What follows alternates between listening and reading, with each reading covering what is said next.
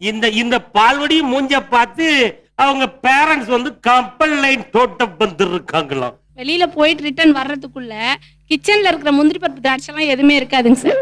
என்ன வடிவேலு சாப்பிட்டுருவேன். முந்திரி பருப்பு கிசுமிசு சாப்பிடுற உடம்பு மாதிரி தெரியலடா. அதெல்லாம் ரொம்ப பிடிக்கும். பிடிக்குதுலாங்க பிடிச்ச இடம் தெரியாம சாப்பிடுறதுங்க சார். அது எனக்கு தெரியாம க்ளோஸ் பண்ணி வச்சிருதுங்க சார். நைஸா நான் வந்தோடனே கண்டுபிடிச்சிருவாங்க சார். நீங்க போகும்போது பருப்புல எண்ணி வச்சுட்டு போவீங்களா? வைக்க மாட்டேங்க சார். அப்புறம் இன்னொரு கம்ப்ளைண்ட் வச்சிருக்காங்க.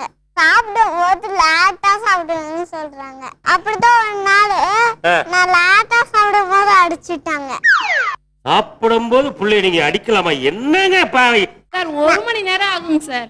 சாப்பிடும் போதா? சாப்பிடும் பொழுது செல்ல குட்டீஸ் போடும் பொழுது நீங்க வந்திருக்கும் பொழுது உங்களையே பார்த்துக்கிட்டு இப்படியே இருப்பாளுங்க சார். அந்த சாப்பாடு அங்கேயே இருக்குங்க சார். என்னை வச்சு நீங்க காமெடி பண்ணலையே? இல்ல பாப்பா நீங்க நம்ம ப்ரோக்ராம் பாக்குறீங்களா? அத வேற ஞாபகப்படுத்திட்டீங்க. நெஞ்சமெல்லாம் பொண்ணு அறக்கு தம்பி. யூடியூப் ஓபன் பண்ணா ஃபுல்லா நீங்க தாங்க நாச்சி. உங்களையே தான் பாக்குறது யூடியூப்லயுமா? ஆமா. இந்தாமா. ஐயோ வேணாம். வேண்டாமா? வேணாம். நல்ல வேலை ஒரு சவரன் தப்பிச்சது. சொல்லுமா உனக்கு என்ன வேணும்? என்ன வேணும்? எனக்கு எதுவுமே வேணாம். ஏதாவது ஒண்ணு கேளுமா.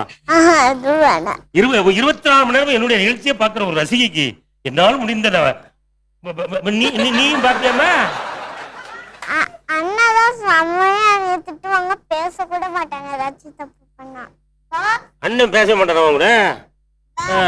அம்மா கம்ப்ளைண்ட் பண்றது, அண்ணன் பேசுறது கிடையாது. அப்பா மட்டும்தான் என் செல்லம் என் குட்டி அப்படின்னு சொல்லி தூக்கி வச்சு கொஞ்சிறது. என்னமா நீ என்ன பண்றமா? ஓடி போய் உங்க அப்பாவை கெட்டி பிடிச்சு ஒரு முத்தம் கொடுத்து வந்துடுறியா?